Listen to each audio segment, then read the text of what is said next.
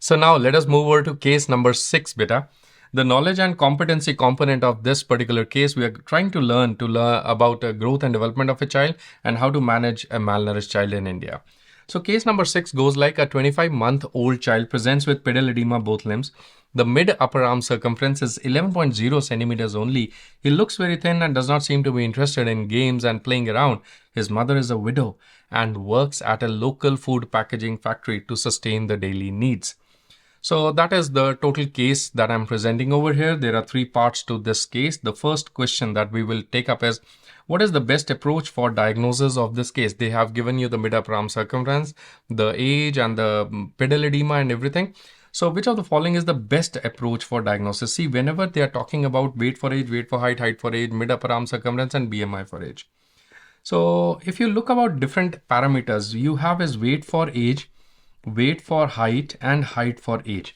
You already know that a general marker for undernutrition, which could even be combined malnutrition. Combined malnutrition, that is acute malnutrition and chronic malnutrition, it is given by the weight for age. Whereas if you talk about the weight for height, beta, it is what is acute malnutrition. It is a marker, very good marker for acute malnutrition, and that is what we call as wasting also.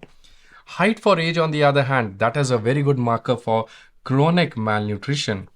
That is a very good marker for chronic malnutrition, and that is what you call as stunting. So we have something called as Waterloo's classification. What is Waterloo's classification? Waterloo's classification takes into account both the weight for height and the height for age.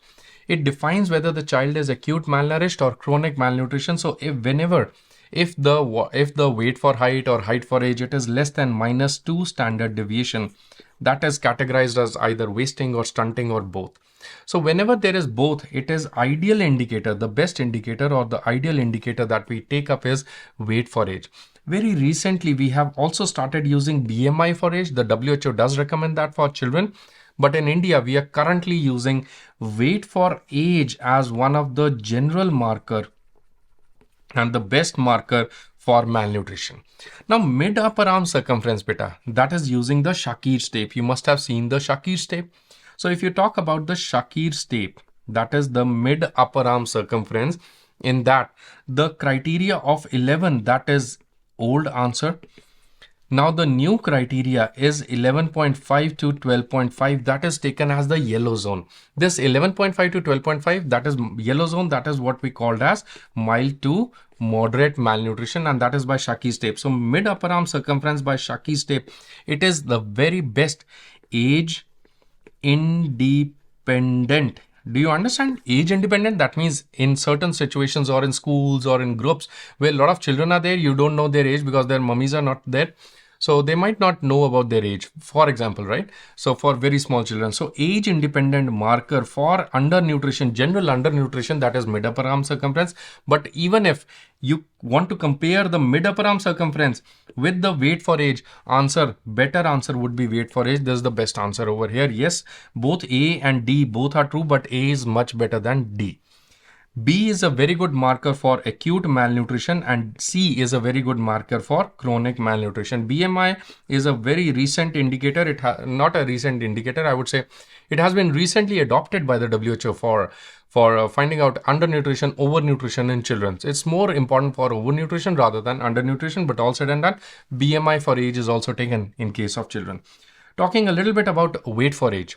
How do you measure the weight in any Anganwadi center or PHC? Beta, we have a special scale that is called as a Salter's weighing scale. The Salter weighing scale will be something like a circular weighing scale, and it will have the needle and there is a hook in which the pants will be there and the knicker, and the child will be put into the pant and the child is hanging around because this upper hook goes with the roof. Okay.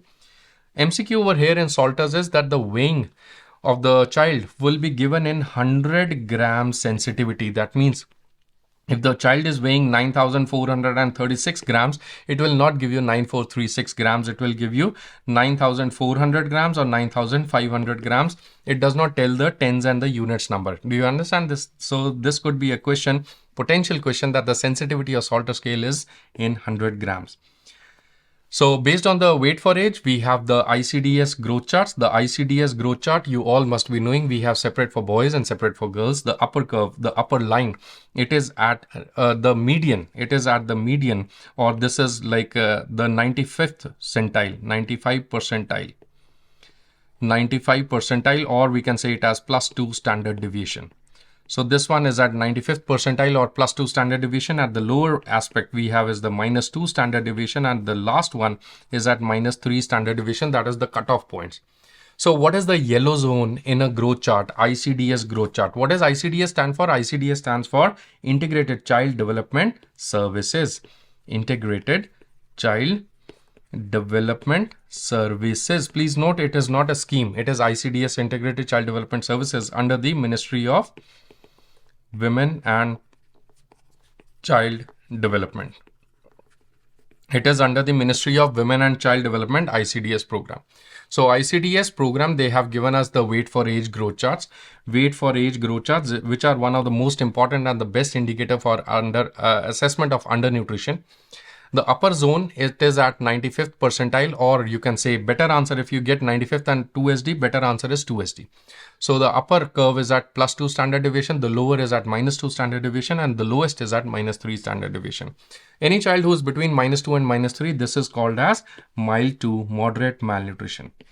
Mild to moderate malnutrition, whereas below that it is called as severe malnutrition. So based on this, if you get the single question, what is the best answer? What is the best approach? Answer is weight for age is the best answer, right? Next is, what are the next steps in the management of this case? It's the same case that we are taking, case number 6. The next question is, what is the next best steps in the management of this case? So various answers are there. Multiple options can be correct. The first option is nutritional advice to the mother and home-based management. Ask the child to visit the Anganwadi center. Start the child on a double dose iron folic acid syrup and refer the child to a nutritional rehabilitation facility, or refer the child directly to the district hospital. So which of the following is the best case management, best step over here? Answer is, how would you diagnose this case? This is a typical case of a severe acute malnutrition. How do you diagnose severe acute malnutrition? It is when the weight for height is less than -3, or there is severe wasting, and or there is mid upper arm circumference of 11.5. That is what the criteria was in this particular child. And there is edema of both feet. That was again the criteria we have found in this child. There was severe visible wasting also. The child was very thin. So this child, what you are seeing is a case of severe acute malnutrition. And beta, for severe acute malnutrition, we have to refer the child to the nearest NRC. NRC could be available in most of the CHCs, but in some CHCs, that is the community health center, there might not be a NRC facility.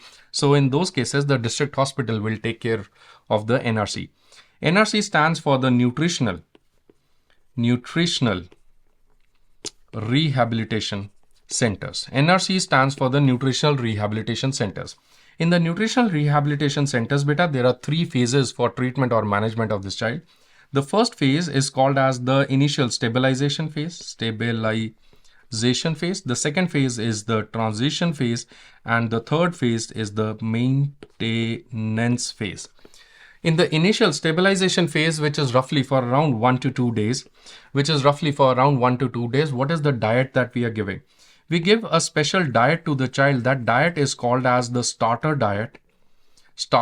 This is also called as F75 diet. Why do we call it as F75? Because it provides us with 75 kilocalories of the diet per 100 grams of the F75 starter diet. It also gives us 0.9 grams of protein. So it gives us 0.9 grams of protein and 75 kilocalories per 100 grams of this diet. Once the child is able to complete the feed or is able to start feeding, the edema is not there. In those cases, we shift the child to transition phase. The transition phase, that is the next phase, it will last for another 2 to 3 days. In the transition phase, we give the diet that is called as the F100 diet. The F100 diet is also called as the catch-up diet. F100 diet is also called as the catch-up diet. In this catch-up diet, F100, 100 means 100 kilocalories per 100 gram of food. Plus, it also gives 3 times the protein. It gives 2.9 grams of protein. Plus, it gives the 100 kilocalories for every 100 grams of the food product. So, the starter diet and the stabilization diet, the starter diet and the catch-up diet, these are 2 very important diets. Once this child is able to finish more than 90% of the feeds and there is no edema, the child is happy and able to feed himself or herself. Now in that case, you are sending back the patient to their home, and that is what is rehabilitation phase, in which there is a home-based diet. Home-based diet. So if you understand this question, what is this question saying? What is the next best step? Nutritional advice to the mother and home-based. No, that is wrong. You're not going to send a severe acute malnourished child for home. Ask the child to visit the Anganwadi. That is also not correct. Start the child on double dose. Please note that iron folic acid, it is contraindicated in initial phase, in the starter phase or the stabilization phase of the diet, because iron may cause fluid overload and cardiac overload. So refer the child to NRC, that is what is the true option, or refer to the nearest district hospital. That is also true in case the D option is not correct. So if you get single best answer, D is a better answer than E. But yes, both are the correct answers over here. So I would like to mark both options as the correct answer. But if the single best answer is marked, please mark option number D. So now coming over to question number 14, discuss about the social pathologies associated with the risk. But this topic is slightly more important for the UG students, but of course PG students, they should also listen, because there can be some questions here and there. But whenever we get a case of malnourished child, this malnourished child, he got malnourishment not because he wanted to get, because probably there was a problem in the family. So family or society or the population or something, community as a whole. So whenever we get a case of malnourished child, you might be working as MOPHC or CHC or district hospital or CHC, wherever you are working. Malnourished child, we always assess the child and then we analyze. This is very important. You have to analyze that why did this child get malnourishment? And then you have to act and implement. So what are you going to assess in the children? So first is very important, we assess for the type of family. See, very important, you have to see whether the family is a nuclear family, joint family, 3-generation family. It is usually seen that all the cases who are malnourished, they are usually from nuclear families. Joint families where grandparents or bigger families are there, the malnourishment is slightly lesser, but it's more associated with nuclear family. Then very important, you have to see what type of family in terms of whether it is a broken family or a problem family. Broken families where there is like mummy, papa, parents are not living together, divorced, or problem family where there is some financial problem, medical problem, some problem is there in the family because of which they are not able to cope up to the equal society level. So it has been seen that malnutrition is more with broken families, problem families, or with nuclear families. We also have to assess the family nutrition status. That is, are the parents adequately nourished? Because the low socioeconomic status, poverty, these are very important reasons for malnourishment in the children, because parents could not afford that. Dietary habits, very commonly families which even are of okay types of socioeconomic status who can afford good food, they are relying on some of the unhealthy dietary habits. Or there can be more amount, they are sticking towards one particular diet and therefore the children land up into micronutrient deficiency. That is what you call as hidden hunger. Or the parents are like a more fatty food and oily food is taken, which again causes micronutrient deficiency, less fiber is consumed. So it all depends on the family dietary habits also. It also depends on sanitation, infection control, like how many repeat infections are there in the children, and other environmental factors. Why does a child die who is malnourished? Why do they die? What is the cause of high case fatality in malnourished? It pains my heart to say that how many children are malnourished. Can you believe 25 to 35% of under 5 children, they are malnourished? It is bad to say 1/3 of the under 5 children in India are malnourished. And why do these children die? They die because we cannot differentiate between acute and rehabilitation phase of malnourishment. There is sometimes children are admitted excessive IV fluid overloads, low index of suspicion, not able to maintain the normal blood glucose, not able to monitor food intake. Early treatment with oral iron, that also oral or parenteral, it may cause iron like fluid overload in the children, and cardiac toxicity, cardiac overload can happen. So there are a lot of causes of malnourishment in children. Of course, primarily the main thing is about the protein deficiency, which causes edema and so on, more infections and sepsis and so on. So United Nations and Government of India, everybody is taking care of malnutrition, but more important than taking care of malnutrition is to analyze the social pathologies which are related to malnutrition. That is what I was saying. You have to assess the child, analyze the area, and act accordingly. So from government perspective, we have something by UNICEF called as GOBI Triple F. Beta GOBI Triple F, it is an acronym. G stands for growth monitoring, ORS, oral rehydration solution, breastfeeding, immunization, female literacy, very important. Females who are educated, they have children who are less chances of malnourishment. Good nutrition and family planning. So these are important modes of to improve the child survival in the area. This is a principle, this is a concept given by the United Nations International Children Emergency Fund, UNICEF. So based on that, the government of India, it also works for social pathologies to remove social pathologies like illiteracy, poverty, food inadequacy, undernourishment, frequent or repeat infections, sanitation control, and so on. So there are elements of health promotion, early diagnosis of malnutrition, specific protection by giving them immunization, food fortification, and a good healthy full diet, and rehabilitative care in terms of we have is the Anganwadi centers, nutritional rehabilitation centers, and so on. So in case you are UG student, this topic, this slide is very important. You have to write two lines about each of these, and I think that these are very basic concept based questions. Next is, let us move to case number 7. But case number 7, it is again the knowledge and the competency component. Will be talking about diagnosis of TB, prophylaxis and treatment of tuberculosis, and the National TB Elimination Program. So case number 7, it goes like, there is a 25-year-old person who's a laborer by occupation. He presents to your OPD with productive cough with occasional blood and sputum since last 3 to 4 weeks. He lives with his 4 children and his wife, who is diagnosed with HIV last year. So his wife has HIV and she is on treatment. He also reports to have mild fever by the end of the day and complaints of intense weakness. The sputum was sent for AFB and the chest X-ray was obtained. The sputum was stained with ZN stain and showed pink color filament-like bacilli. So that is the case that we have.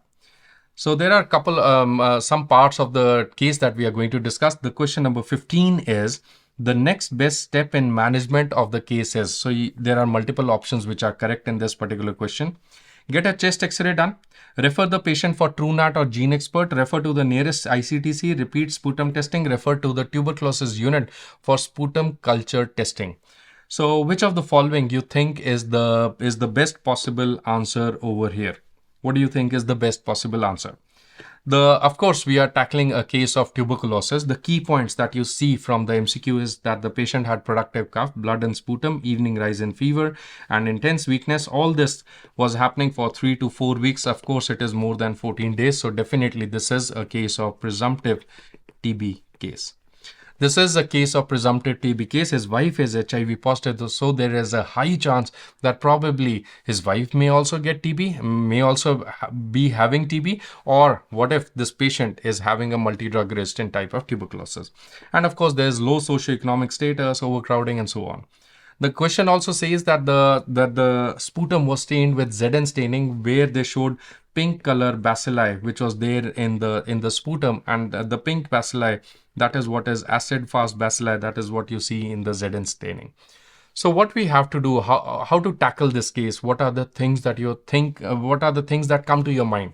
So first is, we always have to do the patient care. Patient care in terms of diagnosis of TB, like what type of TB, treat the TB, follow-ups, and adequate nutrition should be there to the patient. You also have to check for contacts of this patient, like his wife specifically, who is HIV. Now, what if she was TB? And even if she was not TB, now definitely this female will need a TB preventive therapy if she does not have TB right now. So because she is at a very high risk of getting TB, plus this case, as you had seen, is staying with his 4 children. There are 4 children, so they also need to be protected from TB. So TB prophylaxis and check for TB and related comorbidities in wife. And long-term follow-up is to eliminate the social pathologies, ecological factors, and nutritive factors. So talking about the case of TB. Whenever you get a case of TB in your practice, or whenever you're working as a public health professional or a TB officer or medical officer, PHC, whenever you get a case of TB, you always have to take a detailed proper history in terms of liver function, in terms of all the reproductive tract functions, the reproductive tract infections, HIV infections, opportunistic infections, family history, socioeconomic status. A detailed history has to be taken. Then we collect the sample from all presumptive TB case. We collect the sample for CB-NAT and do get a chest X-ray done. Very important. Alongside, we also get a sputum test done. See, in my lectures in your Marrow Edition 6 module, I must have told you that we are doing sputum testing and we are doing chest X-ray. Now in next step, either sputum positive, sputum negative, whatever it is, then we have to decide whether to send the sample for CB-NAT, yes or no. But please note that in 2023, under the India TB report 2023, the government of India has definitely clarified that in all cases, look at the screen very carefully, all cases who are presumptive TB case, we have to do NAT test. NAT test stands for nucleic acid amplification test, and that is what can you see the word over here? It is, they have written a preferred test. NAT test is the preferred test. It is a priority testing with NAT. Plus, we also send the sample for chest X-ray and we also send it for a microscopy. And in case, based on CB-NAT, if the patient is rifampicin resistant, then you check for other drugs and then you classify this as drug-resistant TB. But if the rifampicin is sensitive in this patient, then you only check for isoniazid problem, isoniazid resistance, and then you label it either as isoniazid resistance only TB or you label it as drug sensitive TB. Right? So please note that in all cases, we have to get these 3 tests done. But CB-NAT, I would like to tell you that it is on priority. It is called as prioritization of the CB-NAT now under the 2023 NTEP program. We have to notify all the cases on NICSHE. We diagnose the type of TB, whether it is drug-sensitive TB, H-mono-DR TB, polydrug TB, MDR TB, pre-XDR, XDR or whatever. Do baseline investigation specifically whenever we are starting with MDR cases. We have to put them on bedaquiline. So in bedaquiline, you have to do renal function test, liver function test, and do cardiac testing also for ECG. So because bedaquiline will be contraindicated in any person who has rhythm disorders in their heart. So then we start the TB protocol as per the NTEP 2022 guidelines and check for other comorbidity, monitor and do chemoprophylaxis for contacts as well, right? So MCQs can be asked like what are the treatment that we are giving to drug sensitive TB or to drug resistant TB. But to all cases who are drug sensitive TB, we give them 2 months of HRZE and 4 months of HR and E. Any patient who is with drug resistant TB, we are going to give different protocols. So drug resistant TB who is H-mono-DR TB, they will get 0 regime, that is 6 months of Z, E, R and O. O stands for levofloxacin. Z stands for pyrazinamide, E is ethambutol, R is rifampicin. Then we have shorter MDR TB regime or the longer MDR TB regime. Please note that the IV drugs, that is the kanamycin based regime, it is phased off now. All the new patients of TB who are drug resistant TB in India since 2022-2023, all are put on oral bedaquiline containing regime only. That is the preferred dose. Persons who were with the TB till last year, they were also put on kanamycin, but now the government has clarified no more kanamycin. New patients should be preferred to be put on bedaquiline containing regime. A very important point is about follow-up of the sputum microscopy. In all cases where there is drug-sensitive TB, the follow-up has to be done at the sputum has to be done at the end of IP and then at the end of treatment. In any case, wherever there is drug resistance, in drug resistance beta, please note that we have to do it at end of IP. But within the IP, also it is done at 3 months, then at 6 to 9 months of age, 6 to 9 months of treatment. Shorter MDR, longer MDR, please note it is again done at the end of IP if there was IP, plus at 3 months and then 4 to 6 months, you can just generally remember. So that is regarding the follow-up regime. So if you understand all these points, next coming back to the MCQ, get a chest X-ray done. What do you think? This is true or false? Of course, this person has already got a chest X-ray. So there is no need of getting the repeat chest X-ray. Refer this patient for true NAT. Yes, yes, and yes. This is a big time yes. So B option is correct. Okay, B option is correct. The A is false. Refer to the nearest ICTC center. Yes, yes, and big yes. Why? Because this patient has his wife who is HIV. So we also have to send this patient to the nearest ICTC center. Why? What do we get in ICTC center? We get the HIV testing done. So this is also true. Very important. Repeat sputum testing is no more advocated. We get a CB-NAT, sputum and chest X-ray, all 3 things at the same time. Repeat to sputum NAT is old story. Repeat sputum testing is old story. Refer to tuberculosis unit for sputum culture testing. Why on earth would you get a culture testing at the first stage? We do get a culture testing done, which in case we start the patient and the patient does not respond to the treatment or there is failure of treatment. So this option E is also false. So which is the best answers over here? B and C is the best answer. If the chest x-ray was not done in this case, then definitely I would have got the chest x-ray done in this case. So now moving over to question number 16. Beta, the question number 16 is describe the prophylaxis for contacts if required. Multiple options are correct. This for the same case, case number 7, case of TB. So 3 months of isoniazid, 4 months rifampicin, 3 months isoniazid, rifampicin, 6 months isoniazid, 6 months isoniazid, rifampicin, or what and what.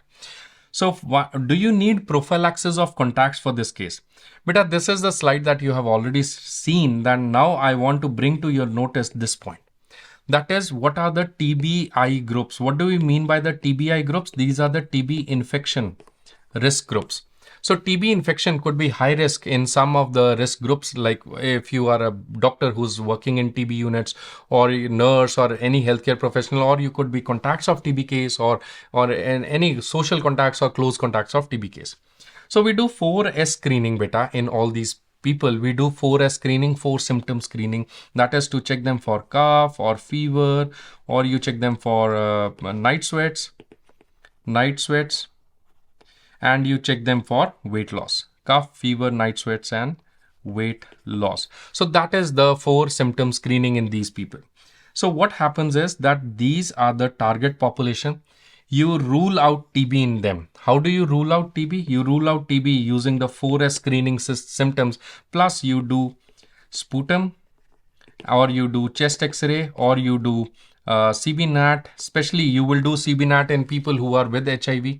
So sputum testing is usually done for all the adults. So you rule out TB. In case there is no signs of TB, you also rule out TB infection using the TST test, that is the tuberculin skin test, or the IGRA test as per the policy. So now if the TB infection is not there and there are no symptoms and the patient is TB ruled out, that is very important. If the active TB is ruled out, only then you are going to start TPT. If you find TB, common sense, you are going to start ATT. But if the TB infection and the TB disease both are ruled out, in those cases, we have to start the patient on TPT. TPT stands for tuberculosis preventive therapy. So TPT stands for TPT stands for tuberculosis preventive therapy. Beta, the tuberculosis preventive therapy is primarily of 2 types. We can have as for any tuberculosis, that is for drug sensitive TB, or we can have is for drug resistant tuberculosis. Drug sensitive TB, it is 6 months of isoniazid, which is a preferred modality. What is the ideal chemoprophylaxis agent? It is 6 months of isoniazid. It is to be given as daily tablets. They are usually no contraindication until unless there is severe liver disease. In certain people where 6 months of isoniazid cannot be given, then in those cases, the alternate chemoprophylaxis is 3 months of isoniazid with rifampicin. These are given as weekly tablets and they are contraindicated in people who are with HIV. Okay. Next is 6 months of levofloxacin, which is given to rifampicin resistant but fluoroquinolone sensitive patients, and in certain cases where there is H resistance and R sensitive. In those cases, we give 4 months of rifampicin only, that is given as daily tablets. So these are both, that is the levofloxacin and the rifampicin, it is only given to drug-resistant TB. Normally in drug-sensitive TB, we are giving 6 months of isoniazid preferred, or we can have 3 months of H and P, that is isoniazid and rifampicin. This H and P, it is called as H and P. The other one is 6 months of H. So 3 months of H and P or 6 months of H. So if you understand this, now describe the prophylaxis for contacts if it is required. Yes, it is required. We are going to give 6 months of H, that is preferred. In case H is contraindicated, in those cases we give 3 months of H and P. Which is a better answer? 6 months of H. So 3 months of isoniazid, that is wrong. 4 months of rifampicin is wrong. 3 months of isoniazid, yes. 6 months isoniazid, yes. So C and D both can be given. 6 months of isoniazid and rifampicin, that's wrong. 3 months of rifampicin, that is also wrong. So which is a better answer? It is D, better than C. Otherwise, both can be given. So both are correct answer, because the children might be receiving 3 months of isoniazid and rifampicin, or the female, the wife, can receive only 6 months of isoniazid, because rifampicin is not to be given in case of HIV. So that is the best answer over here. The option number C and option number D would be the ideally the correct options in this case. Coming over to question number 17, that's an interesting question over here. It's pertaining to the same TB case only. The patient returns to your TB center for follow-up after completing 6 months of TB treatment. So the patient had taken complete TB treatment, drug-sensitive TB. During general conversation, the patient tells you that his children did not take TPT at all during the course of his ATT, while his wife did complete the TPT course. So bachche became like defaulter. What is your next advice for the children? TPT can be given to children up till 2 years in follow-up phase after ruling out TB in them. TPT can be given to contacts till 6 months after ATT completion after doing sputum test in children. No need of TPT as children are healthy today. Children can take TPT anytime if the TB skin test is negative. So what do you think is the best answer? I have two resources to show you. The one of the resource says that 5 to 10% of those who will develop TB, who are contacts of TB, and 5 to 10% of those people who develop TB, they do it within the first 2 years of the infection, initial infection. So 75%, listen carefully, this is more important. 75% of people who develop TB after being contact with a TB patient, they develop it within 1 year, and 97 within 2 years. So there is the summary of this total thing is that within 2 years, 97% of the people who will get TB in their life because of that single TB contact, 97 will get it within 2 years. So that is what the guidelines say. The guideline says that in case of default from TPT, in cases of default from TPT, it can be given till 2 years safely after ruling out tuberculosis. After ruling out tuberculosis, it can be given safely within 2 years. It is indicated.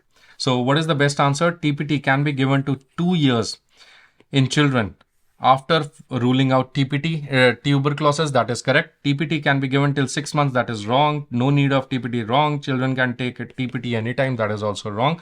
Which is the best answer? Option number A. Question number 18, which is again with the case number 7, again with that same case of tuberculosis. Which of the following schemes organization can benefit this patient under the NTEP 2022-2023? So we have different schemes like Nikshay Mitra, Amrit scheme, TB Mukt Bharat, Akshaya Foundation, Rockefeller, or Suman scheme. Which of the following scheme do you think can benefit this TB case? So you should be knowing a little bit about all these schemes we have for TB. We have first is very important Nikshay Poshan Yojana, that is giving 500 rupees to all TB patients to improve their nutritional status. 500 rupees it is given as per month. Every month the patients will get 500 rupees from the government under the NTP. Then we also have Nikshay Mitra scheme, where the private individuals or the organization, they will adopt TB cases. So they will adopt TB cases and help them, give them grant for their nutrition, better lifestyle, good quality of your life, and so on.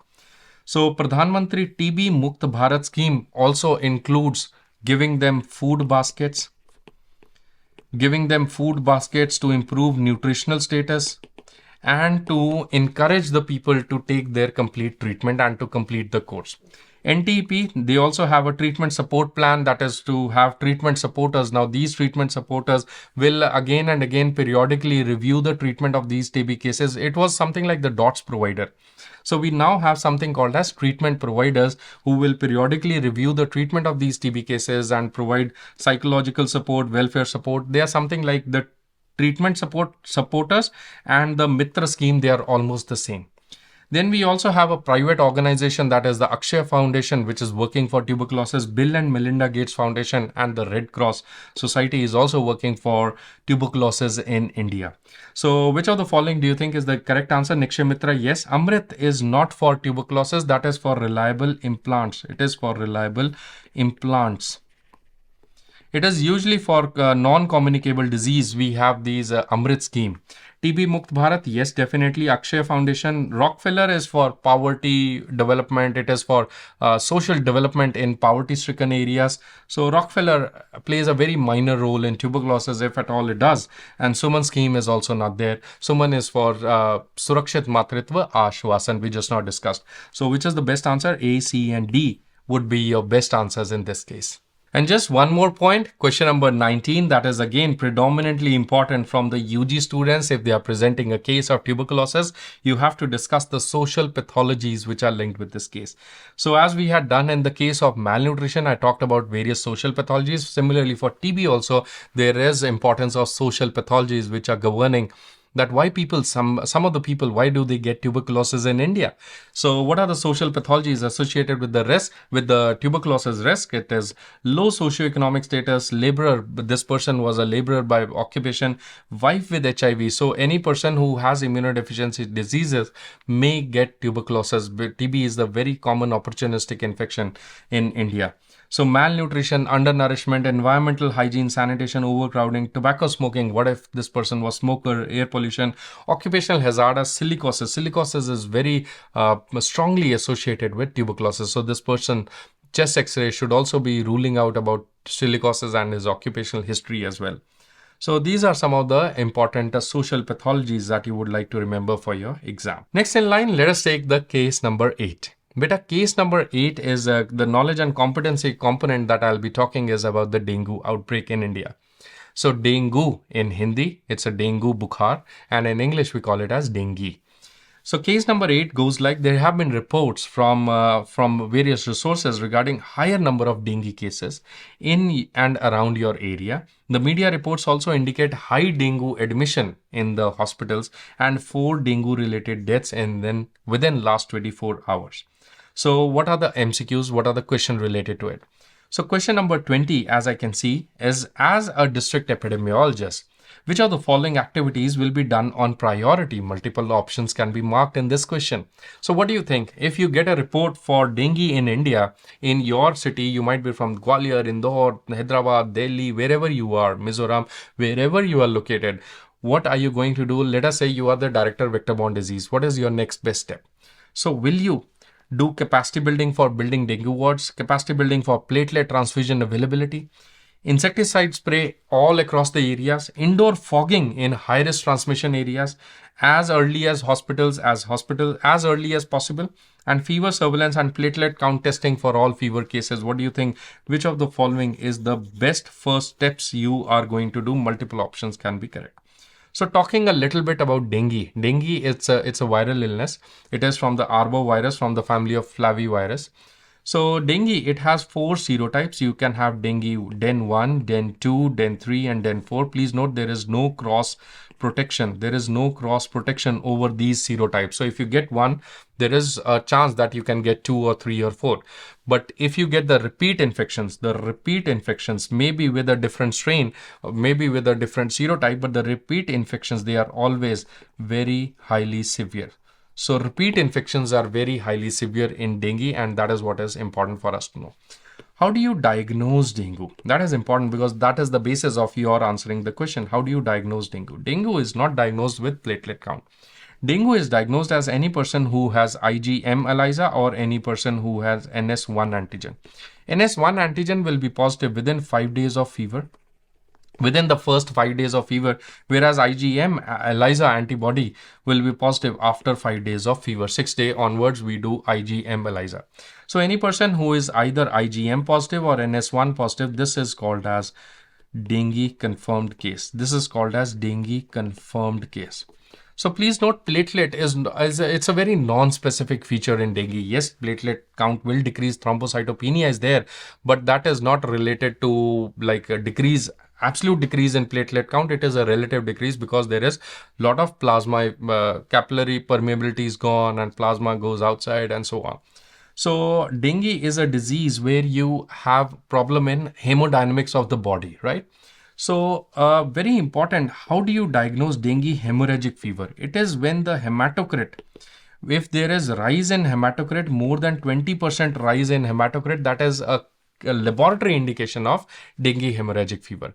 So very important is not about platelet. Yes, platelet is important, but more important, if you are a public health officer, you should be more bothered whether your hospitals are equipped with enough IV fluids, yes or no. Are there dengue wards available, beds available, yes or no. Platelet it's a very non-specific feature. So platelet is not so important in dengue as much as in any other disease. So capacity building for dengue wards, yes, definitely we need more dengue wards. Capacity building for more transfusions. Transfusion is not required. There are many people, you must be knowing it, that even at 30,000 platelet count, they will be doing fine and they'll recover. And there are people, even at 80,000 platelet count, they'll have very low blood pressure and they'll land up into shock status. Insecticide spray in the area. Please note that dengue mosquito. The dengue is transmitted by Aedes mosquito. We all know that dengue is transmitted by Aedes mosquito. So in Aedes, it is indoor mosquito. It is indoor mosquito. Please note that Aedes spreads or it breeds in areas like indoor water collection. So it is not very frequently available outside. Insecticide spray outside in grass areas and land areas, it's not required. So it's not so important as a priority right now.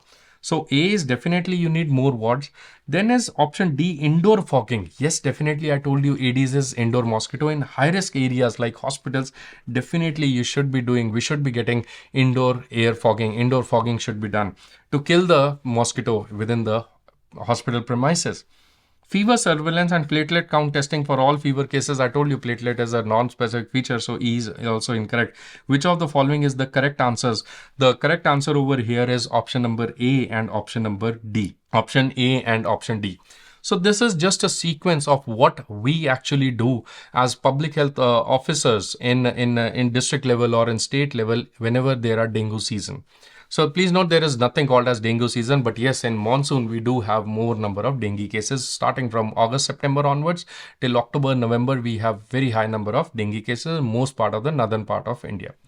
So surveillance, talking about the surveillance, we are very strict with IDSP, that is Integrated Disease Surveillance Project. So we get reports from labs, hospital OPDs, whenever you have to keep your eyes, ear, nose open. Case management, we make the guidelines. Availability of fluid. IV fluids in the hospital is one of the very important things because we have seen many hospitals who lack IV fluids and they cannot treat it. Beds and other consumables should be available. Vector management, there should be integrated system. How do you manage the vector integrated? So integrated system means that to kill the larva, to kill the mosquito at source reduction, there should be anti-larval, anti-adult and person, all four methods. You finish the source, that all the mosquito breeding places should be gone. Anti-larvals in terms of the physical methods, not very important from dengue perspective, but yes, from malaria, we can spray oils. Chemical methods as Paris green can be given, or we can have Temifos.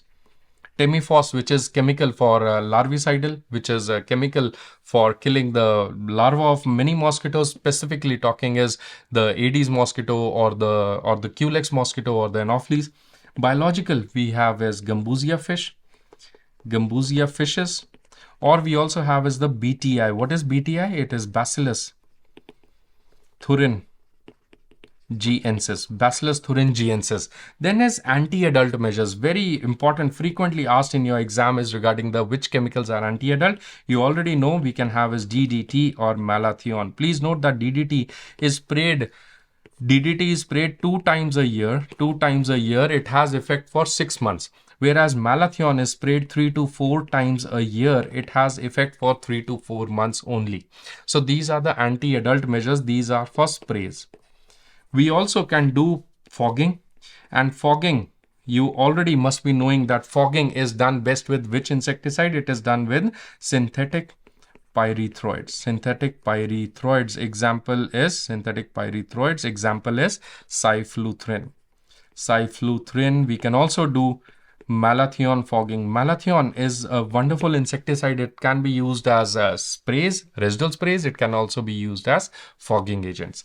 And last is about person protection, which is not very important for dengue cases, but very important from Culex and for malaria regarding use of bed nets. Bed nets and other mosquito repellents can be used. So that was regarding the integrated vector management. So these things should be made available in terms of subsidy should be there, or they should be freely available to people. Then there is outbreak response. That is what this question was. Opening wards and special staff should be there, capacity buildings. And then you have is all either theoretical things about behavioral change, communication, intersectoral coordination. Many times you have to coordinate with the waterworks department, sewage department, and so on. Monitoring and supervision, especially about the Bretio index. Bretio index, what do you mean by Bretio index? It is the number of, what do we mean by Bretio index? Bretio index, that is the number of container positive. Beta, this can be question. Container positive divided by the total number of houses checked. Houses checked. It is total number of containers positive divided by houses checked. It is a larval index. It is a larval surveillance. It is not fever surveillance. So if you understand all these questions, let us try to solve this last point, fever surveillance. Do you do fever surveillance? Answer is no, fever surveillance is not done. It is the larval surveillance which is actually done in cases of dengue. So I think that is your best answers, A and D. And now with that, let us move over to case number 9, beta. The competency and the knowledge aspect as per the CBMA curriculum, we are going to talk about vaccines and immunization and totality.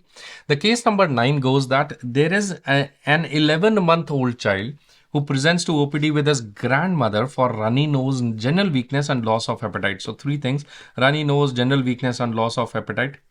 The child mother had unfortunately died immediately after delivery and the child was born by cesarean section. So the child had taken only BCG and OPV birth dose. That's it. So that's the only 2 things that the child had taken. So now the problem is the problem number 21, the question number 21 as per my sequence. The next vaccine which can be given to the child are, see the problem, the child came with runny nose, general weakness and loss of appetite. Let us assume that you do all physical examination. On examination, you don't find any chest problem, any nervous problem, you find all the systems working normally, and you can just say that this is just generally happening. And what important you saw was that the BCG and OPV was given in this 11-month-old child. No other vaccine was given. So now what is the next vaccine you are going to do over here?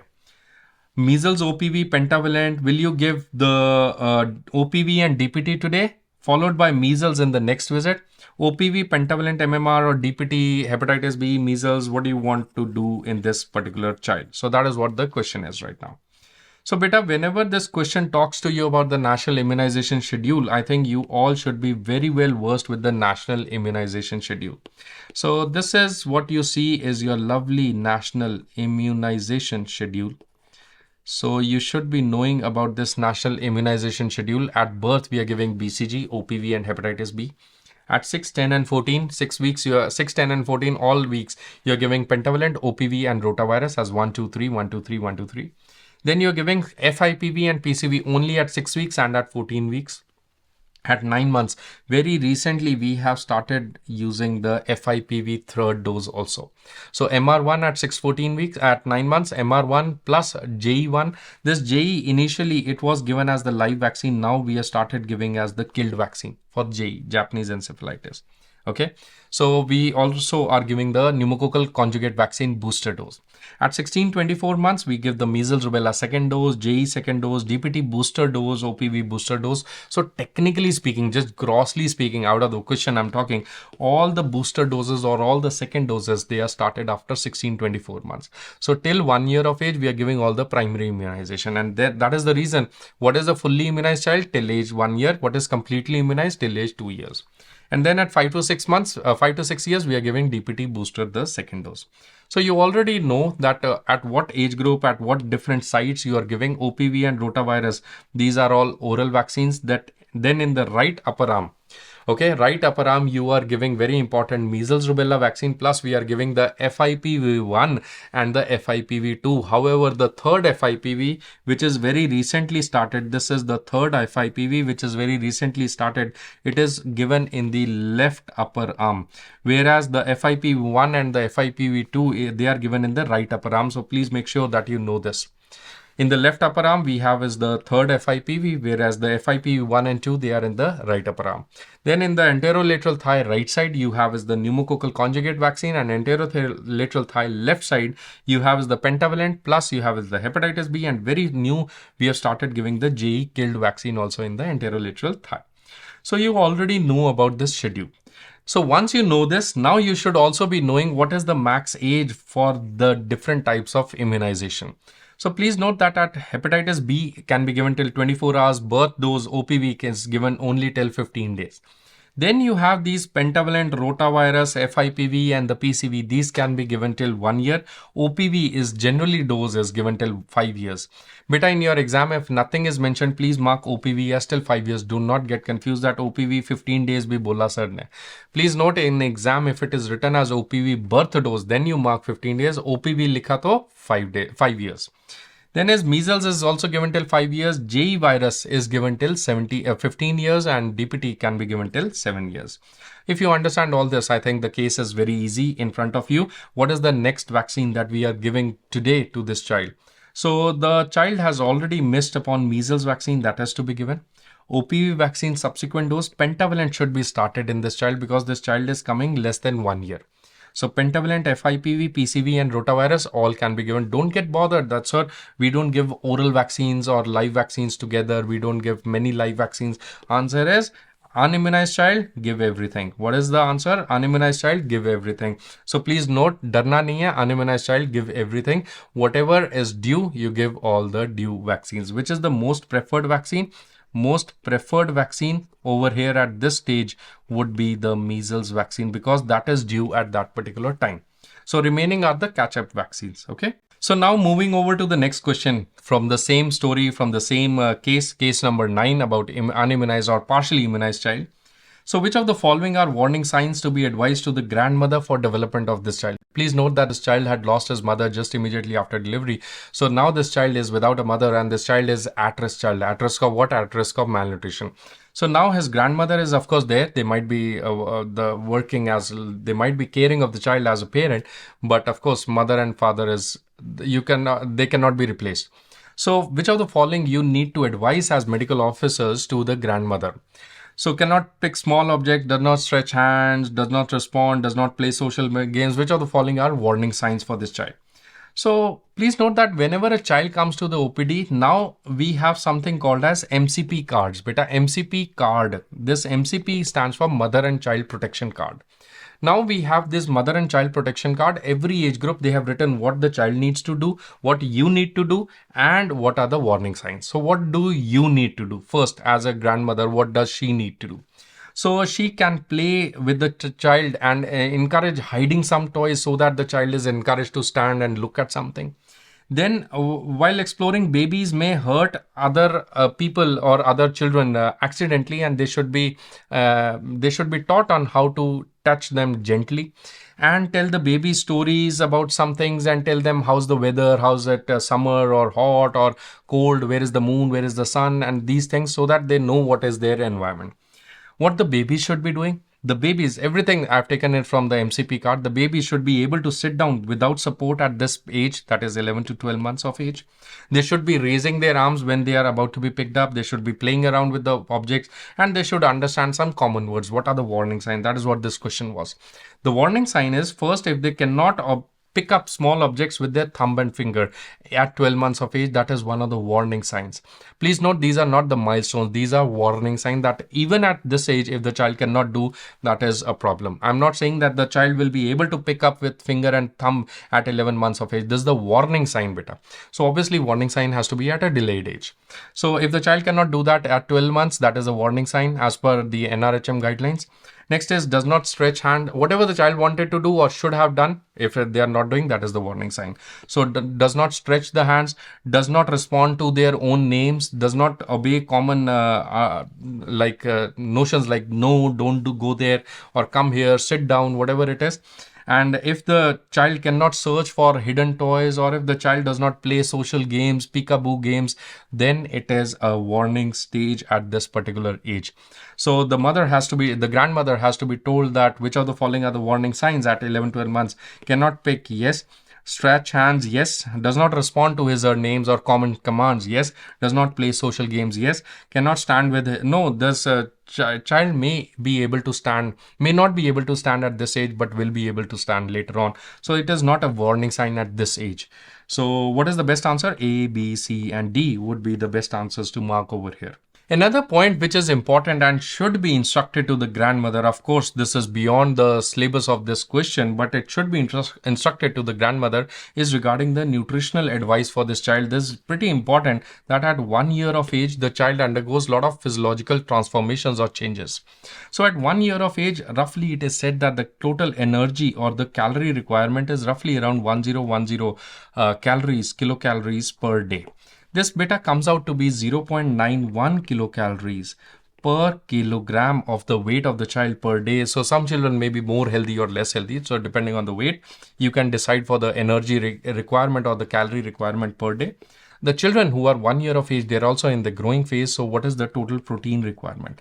Protein requirement for adults, it is 0.8 grams per kg per day. For children, it is 0.95 grams per kg per day. Even if you answer 1 gram, that is correct.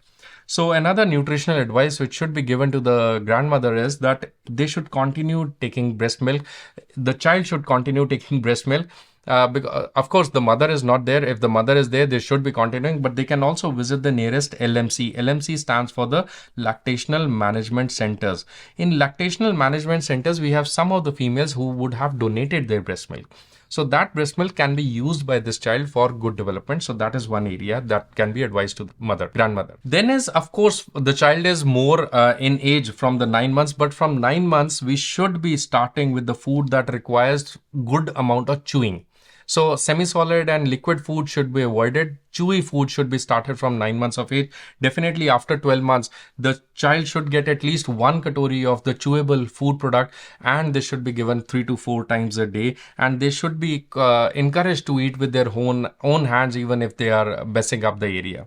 Very important is that the children should also be started under the Government of India National Vitamin A Prophylaxis Program, and under the Anemia Mukta Bharat, they should be given iron folic acid syrups.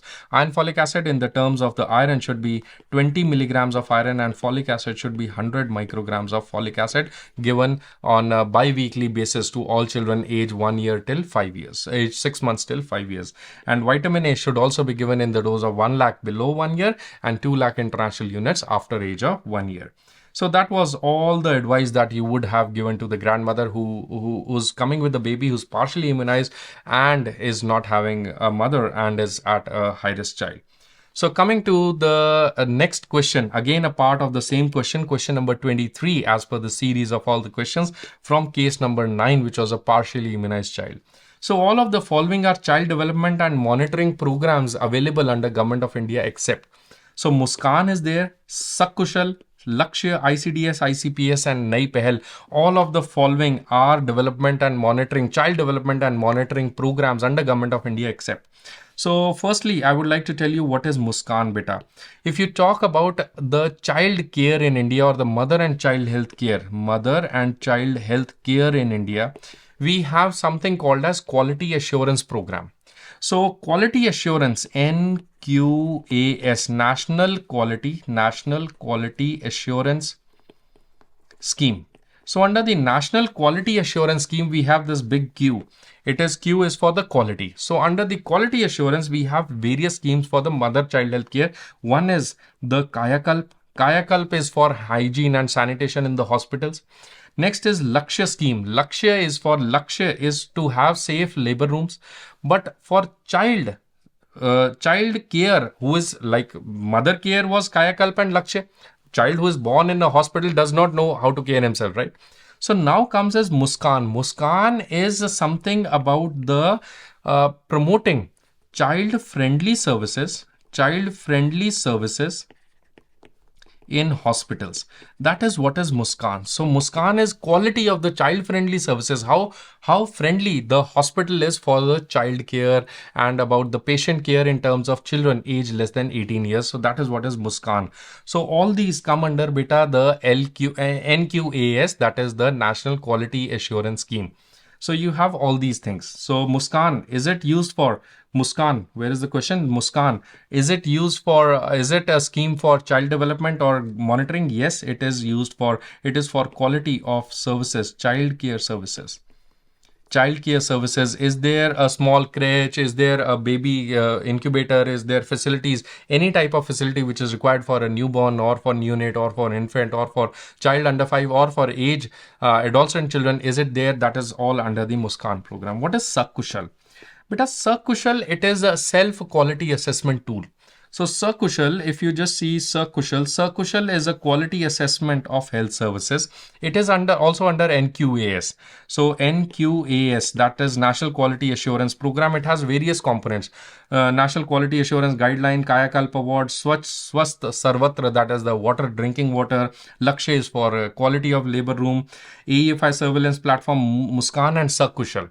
So Muskan, you knew that was child-friendly public health facilities. Sakushal is for quality assessment of the health facility. It is not primarily for the children, it is for general public. So Sakushal is not for single person, it is not for child, it is for general public. So that is false, it is not pertaining to child only. Lakshya, yes, we already discussed, it is for good labor room quality. ICDS, you already know, it is Integrated Child Development Services. Child Development Services, that is also there. Yes, this is true. So D is true, C is true. ICPS, it's ICPS stands for ICPS. ICPS stands for Integrated Child Protection Services, beta. Integrated Child Protection Services. It is for urban dwelling, urban children, urban slums, urban dwelling, and children living in urban areas or in slum areas, their protection scheme. So Integrated Child Protection Scheme is also for children in India. So that is also ICPS is also true. Nai Pehel Kit is not for children. Of course, it may be, you can say, indirectly leading to children only. Nai Pehel Kit is for promoting family planning services, family planning services in India. So Nai Pehel Kit is not for family planning services. So which of the following is the correct scheme? A, C, D, and E. These are the 4 schemes which are generally working for childcare in India. Apart from that, you already know that we have a wonderful program called as HBNC, Home-Based Newborn Care. Under the Home-Based Newborn Care, you have how many visits? We have 1, 2, 3, 4, 5, 6 visits by the ASHA worker to all children with a normal vaginal delivery care. So in the advancement, the new type of this program, HBNC, it has been reformulated to HBYC to include the young child also. YC stands for the young child. It includes the young child. So first, initially there were 6 visits. Now after the 6 visits, there are new 5 visits. So you can see at 3rd month, 6 month, 9 month, 12 month, and 15 months. So it is from 3 months till 15 months of age. The child, they will get 5 visits, and 5 visits will be done by the ASHA worker. So a lot of programs are working for child care in India. So that is your best answer. Let us move on to the next case, case number 10. Beta, the knowledge and competency associated with this case is regarding the cervical cancer screening guidelines in India. A 35-year-old female is reportedly found to have faint line-like acetowhitening at the junction of the columnar and the squamous epithelium on visual inspection with 3 to 5% acetic acid. So now a female is reported to have a faint line-like acetowhitening at the junction of the squamous and the columnar epithelium. So what do you think it is? So question number 24, as per the series of the questions that we are discussing, the next step is, so what are you going to do to this female? Refer this female for cryotherapy, refer female for biopsy and further evaluation with pap smear, follow up after 1 year or follow up after 5 years. So beta, as per the government of India, please note that pap smear is not taken as the primary screening modality. The screening test of choice, that is the visual inspection with acetic acid. We use 3 to 5% acetic acid. It has to be applied liberally to the cervix. So it is applied on the mouth or the cervix, ectocervix area, and presence of any acetowhite lesion, particularly in the transformation zone close to the squamocolumnar junction after 1 minute is noted. We also have a VIL, that is with Lugol's iodine, but it is not a preferred test. The preferred test is only VIA, visual inspection with acetic acid. 3 to 5% of acetic acid is used. It is the screening test of choice. It is done at any of the health centers. It is done at many of the health centers, or it can be done at PHC onwards. So it does not need to be done only by a doctor. Any ANM or a trained professional, trained person can actually do this VIA. So as per the VIA, if you find acetowhitening line, So this aceto whitening area, this you can see is a defined aceto whitening area. This shows like this is VIA positive. This one is with VI Lugol's iodine, visual inspection with Lugol iodine. You can again see the metastatic or the cancerous areas, but wherever you see only a thin line or there is no particular aceto whitening, that is taken as VIA negative. Exam may you can be asked like when to label it as VIA negative. Beta, whatever you're seeing on the screen, it is directly from training of the medical officers for evaluation of cervical cancer. When to call it as VIA negative? VIA negative is if there is no aceto whitening lesion, common sense. But even if there is aceto whitening lesion like faint line-like aceto whitening at the junction of the squamous and the columnar epithelium, that is taken as VIA negative. So Nabothian cyst becoming aceto white or transparent lesion or faint patchy lesions without definite margin. The aceto whitening should be with definite margin. But if there are no definite margin, all are taken as negative.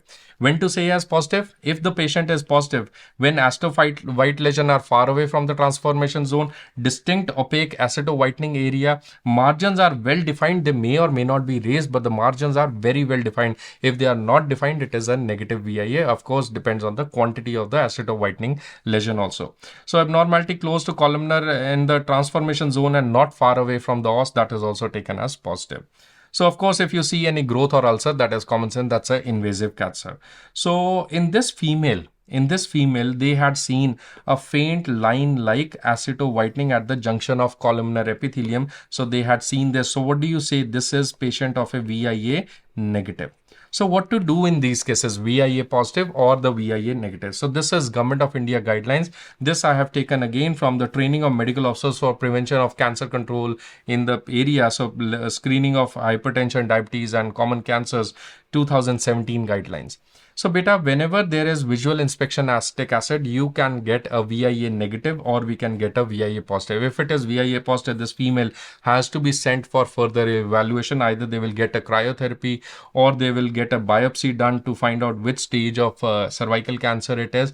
But in case it is VIA negative, then the female has to be repeated. Follow-up has to be done after 5 years. So in case this is VIA negative, the follow-up has to be done after 5 years. So very important. We usually start with cervical cancer screening in high-risk females, especially after age of 35. But generally it is recommended in India 30 to 49 years of age is general age recommended to get a VIA test done or pap smear done. And in case it is VIA, if the VIA is negative, we do repeat VIA after 5 years. So what do you think is the best answer? Refer the female for cryotherapy. No, this is VIA negative. This has to be labeled as VIA negative.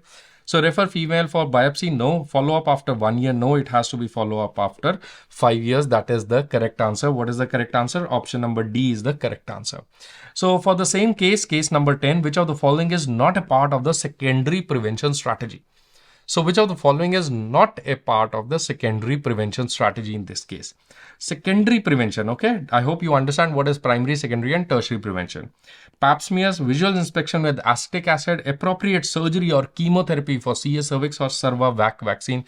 Which of the following is not a part of? Which of the following is not a part of the secondary prevention? Beta, for any cancer or for any disease, you already know there is primary prevention, secondary and tertiary prevention. Primordial prevention is you do not let the risk factor come up. Primary prevention is that the risk factor is there, but the disease is not there. So you prevent the disease from coming. Secondary is where the disease is there and you prevent what? You prevent the complications from coming. Tertiary prevention is complication is there and you prevent the disability or the death from coming. That is what is tertiary prevention. So primary prevention modality. Primary prevention modality in cervical cancer, it is very important. It is one of the most important strategies because you are preventing the disease. It is one of the most essential, most important and most effective priorities that we have in the system for cervical cancer. So what are the levels of primary prevention? Beta, we can have population strategy, high-risk strategy or specific protection. Population strategy means you make people aware. So there should be general population awareness that there should be genital hygiene. Genital hygiene should be there. Genital hygiene should be there. All the risk factors of cervical cancer, they should be cancelled. There should be education of the population. That is what is primary prevention using population strategy. So red alerts, people should know that if there is vaginal bleeding, they should come to know, or they should come to the doctor for more checkups and so on. What do you mean by high risk strategy? High risk strategy is only in females who are high risk, like female age is more than 35 years, multiple partners, multiple sexual partners. In those, we tend to do more education or intensive education so that they are kept safe. Specific protection is to give them vaccines. Specific protection is to give them vaccine. You already know that there are Cervarix vaccine, and you have is the Gardasil. Gardasil, we also have a Gardasil 4, like general Gardasil, or we have is the Gardasil nonavalent, which contains all these serotypes. So Gardasil, most commonly Gardasil, which is used, it will contain serotype 6, 11, 16 and 18. That is what is the general Gardasil which is used. They all work on the L1 protein component. Now, lately, Government of India, they have also accepted and approved the Cervavac vaccine. Cervavac is, again, it's a Government of India approved vaccine. It is a lower cost, roughly around 2,000 to 4,000 rupees. And this is HPV vaccine, quadrivalent HPV vaccine. Which strains? Same answer, 6, 11, 16 and 18 strains. And it works again on the L1 component, and the age for recommended for HPV vaccine, it is 9 years to 26 years, that are using 2 doses of Cervavac vaccine. So Cervavac vaccine is also a specific type of prevention. It is all are under the primary prevention. Now, what are the secondary prevention? Secondary prevention is where, listen very carefully, where the disease is there, you do early diagnosis. So please note that pap smear and visual inspection with acetic acid, they are essentially type of secondary prevention. If you are doing pap smear and VIA in females, that is secondary prevention. You are diagnosing the disease much early. Treatment for that is also part of secondary prevention. So secondary prevention treatment could be surgery for cervical cancer, chemotherapy, radiotherapy, cone hysterectomy, loop excision. All these are examples of secondary prevention, beta. Do not get confused that probably cancer surgery is a type of tertiary prevention. Nah, cancer surgery is treatment of cancer. So that is typically taken as a secondary level of prevention. So what is tertiary level? Tertiary level is where there is complication, where the patient has invasive metastasis. Now you want to improve the quality of life. In cancer, tertiary prevention means improving the quality of life, rehabilitation, psychological support, palliative care. All these are components of the tertiary prevention. Now, if you understand this all, let us come back to the MCQ and talk about the MCQ. Which of the following strategies is not a part of the secondary prevention? Pap smear, yes, it is secondary prevention. You diagnose the disease early and you prevent complication. Visual inspection with acetic acid, yes. Appropriate surgery or chemotherapy so that you stop the spread, that is, you stop the complication, yes. And Cervavac vaccine, that is not a secondary level, that is a primary level of prevention. Primary level of prevention. So which of the following is not a part? Option number D is not a part. Cervavac vaccine, right? And so with that, I'd like to thank you so much for watching these clinical case discussions from subject of community medicine. All the very best and take care.